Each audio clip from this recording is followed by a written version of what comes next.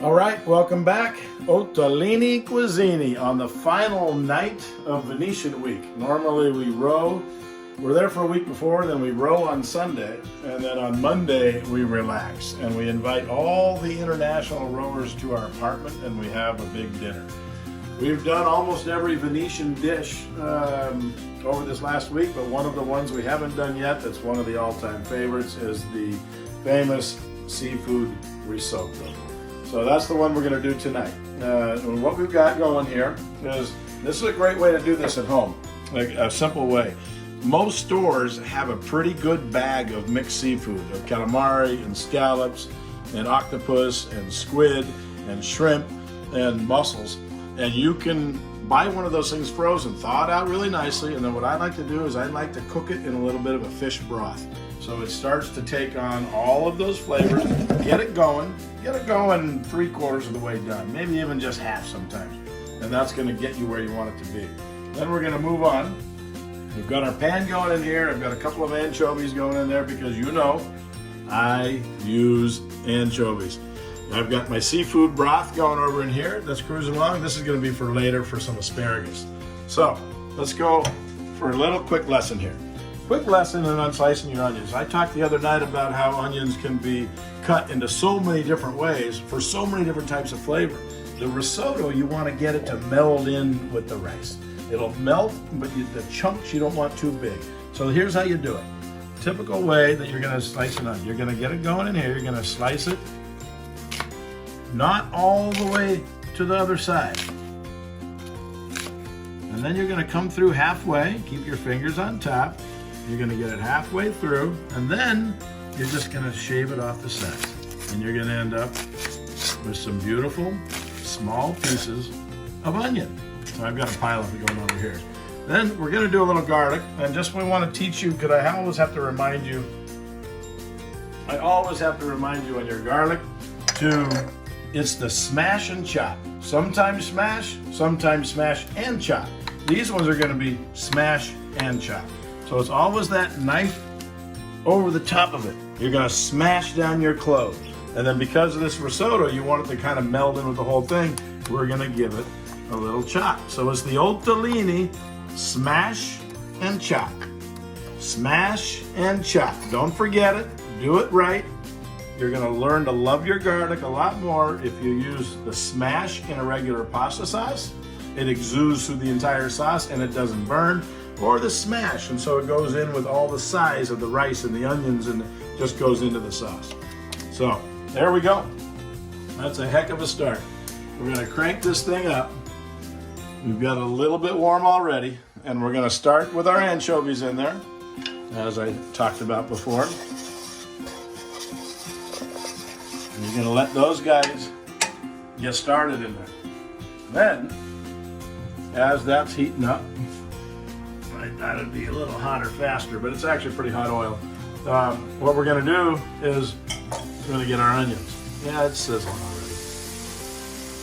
already. Onions, the sofrito, which is your bottom sauce of any good sauce, is in the risotto is onions. Onions is the start.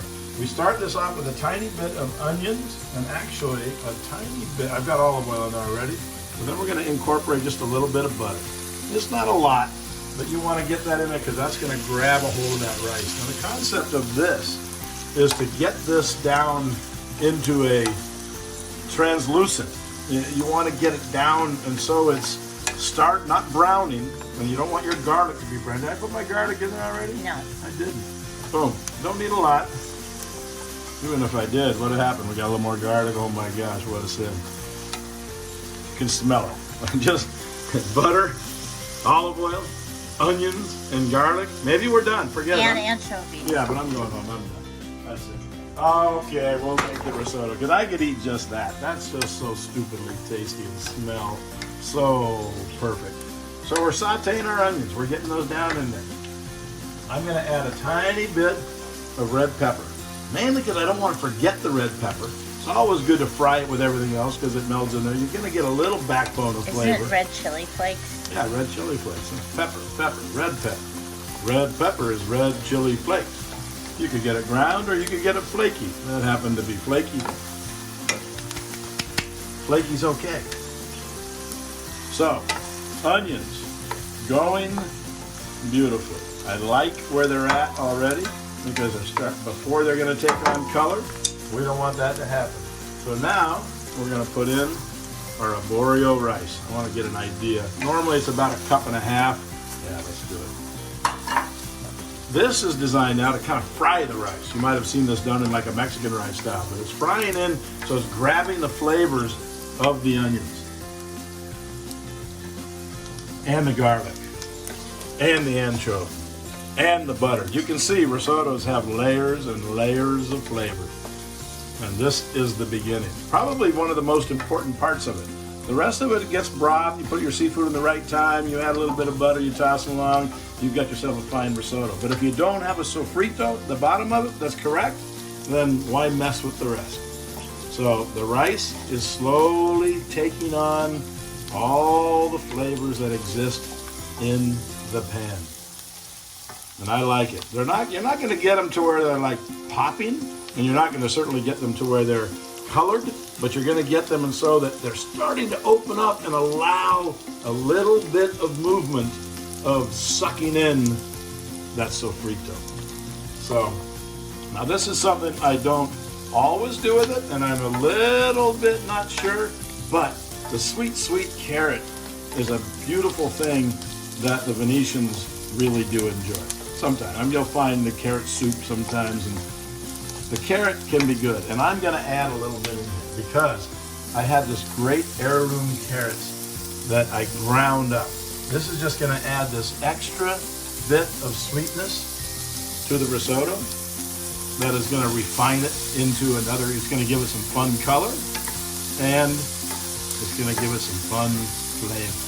And I'm all about adding some fun flavor. Hence the reason anchovies should be almost in every dish. Not necessarily, but I certainly use them a lot. So now we've got this stuff frying up pretty nice. I think I've got it just about where I like it. So now we start with the broth. But before you get to that broth, we use the wine broth. So here, our first layer of flavor, actually it's probably the fourth layer by now, is the wine.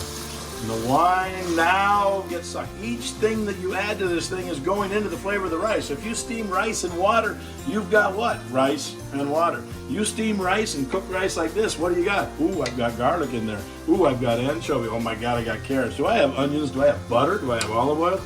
Now that's a rice. How could you say, don't ever call risotto Italian rice? That's not at all fair because it's a completely different product than regular rice. It's risotto. Risotto is a noun. It's bigger than the rice. It's a dish, and it's not a rice dish. It is a dish. Okay, so let's make sure everybody is on board with that. So the concept of risotto is going to be you're going to let it suck in all that juice and then add more to it. So over here I've got my fish broth and I've got a little pinch of saffron in there. Saffron in seafood is just a piece of heaven. Now you can see how we're starting to dry her out now. That's good. That's what we want. So now you're going to put enough broth in there to cover the rice. What that does now is it starts to simmer and it starts to infiltrate the rice. Now this flavor is going in. Now why don't you just fill the whole thing up with your broth and let it go down like regular rice? Because the movement that you need throughout this dish is what's going to break open each kernel or grain of rice and suck in that flavor. Look at that color alone. The color alone makes you want to dive in there and go for a swim. The rice is super, super happy right now because what's it doing? Swimming in butter and garlic and olive oil and anchovy and wine and seafood broth, and that's a place I'd go swimming, but I'm choosing to stand up here on the deck and help the little rice kernels. Well, not kernels, what's a rice? It's not really considered a kernel, is it? Magellan on what's it called? But they're pieces of rice. That's what they are tonight. But you can see grain. That's what I was saying. Each grain of rice. Oh my God, it's been a long week. Each grain of rice is taking in the flavor of this. And so as you see it start to bubble like this, I'm just going to show you one more, and then we're going to wait for me to stir for a while and come back in a moment. But as this starts to suck this up, I just need you to see when it's time to come back. Let me grab my wine. You can keep looking at all the goodness over here. Take a look at this guy. You look at his face. Does he look tired? He looks like he's been at this for a good solid week. Even the lettering has been lost because he's so wiped out from this whole experience. And I'm getting that feeling too. But the last night in Venezia is always a beautiful night. And the reason that I'm wearing the Hawaiian shirt, cooking Venetian food, is because every year on the very last night of our trip to Venezia, I wear a Hawaiian shirt.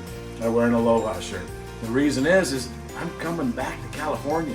A lot of people fly back to different places from different trips, but when you're flying back to Southern California, you're excited. This means I'm coming back to California in the summertime. And so right when I land back from an unbelievable beautiful trip to Venezia, I'm starting a Southern California summer, and there ain't much better than that as far as I'm concerned. So, hence the Hawaiian shirt, hence the Venetian risotto on our last night. You can see now you're starting to see the rice rise to the top because there's just not that much liquid. You don't want to get it down in there where it starts to fry again on the bottom. You just want to get in so you can start to see the top. And when we get to that point, what do? We add more sensuous seafood broth. Like so. She's a bubbling. A key factor is keep your broth bubbling about the same as your risotto bubbling. You want that heat to be the same heat as here, so it doesn't get scared. You know, you jump in a pool or an ocean of cold water. That's nasty. It's a shocker. And you jump out, you scream and shake. I don't want my rice to scream. I don't want it to shout real loud. I want it to just not even know that I'm putting it in there. And that's what's happening right now. So anyway, we're going to keep stirring this for another 15 minutes or so. Come back to you and we're going to finish it off. Ciao for about 15 minutes later, 12 to 15 minutes later. Risotto's doing just dandy. The broth is getting down a little bit lower. Over here, I've got my asparagus. We have a little anchovy in there, and a little black pepper, and a little olive oil. And we've been sauteing these guys. And so this is just about done. I've just been sauteing this for about probably 4 or 5 minutes. Okay, so that's coming along just dandy. Simple, easy, hot. This now, with its broth, I had a little stick of thyme in there. This is all going to get dumped into there. And that's going to, it had some broth in it. It had some thyme in it. I've got plenty of thyme. And that's got the right amount of broth going. So that's going to allow it to cook down. So this is going to give us the ability to possibly finish it off with a little bit more broth, or it's going to come out just right. But we always want a little more broth because we're making Venetian risotto. And Venetian risotto is al onde. And al onde means it's like the wave. It has much more liquid in it than a typical Milanese risotto. So all this is good. I'm going to turn this on just a tiny bit. I'm going to saute these guys. So we got a little thyme in there. So just nice, beautiful, crunchy. Woo, yeah. As you can tell by the stiffness of that thing that it's not going to get droopy and be soft and chewy. It's going to have a bite, like a little crunch. And that's the way you want your asparagus. You can almost not undercook asparagus because you could eat asparagus raw because it would have a crunch. If you got the right dipping for it, it'd be fine. So you cook it to add a little bit of flavor. I'm actually going to turn it off now because I think it's got the crunch, and it just sitting in that heat is going to make it happy. Now over here with this risotto, I mean, I'll tell you, that's about done as far as the soupiness of it. You want that little liquid, but I don't know if the rice is quite to the al dente. You want these rice to almost feel like you bite into it, you go through the rice, and there's a slight little chalk in the middle, that's how you know it's done. It's not a bite, it's just a chop.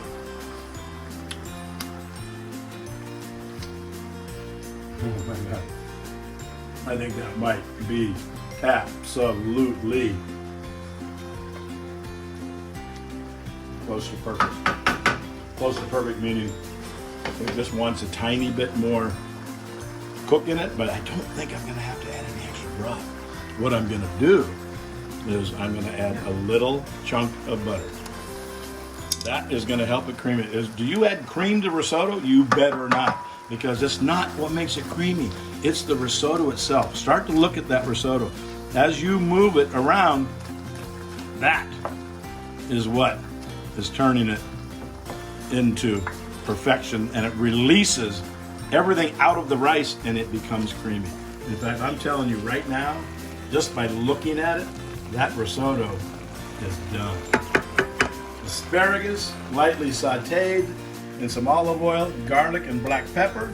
Risotto started with onions and anchovy and sauteed up until you hit the rice in there. You saute the rice in there, you throw the white wine, it sucks in the white wine, you start to add your broth and your broth and your broth, and then finally you throw in your seafood. You let that get hot inside. The broth of the seafood now is going to finish it off, and you do this. You turn the stove off because you're looking at that, and that's alonde. Look at down the middle here. This is perfect alonde. You go down the middle. Have you ever seen the parting of the Red Sea? Well, this is right after the Red Sea comes back. Watch behind it. Like a little wave. It just comes right back in. That's a Venetian, beautiful seafood risotto. Thank you for being a part of this final day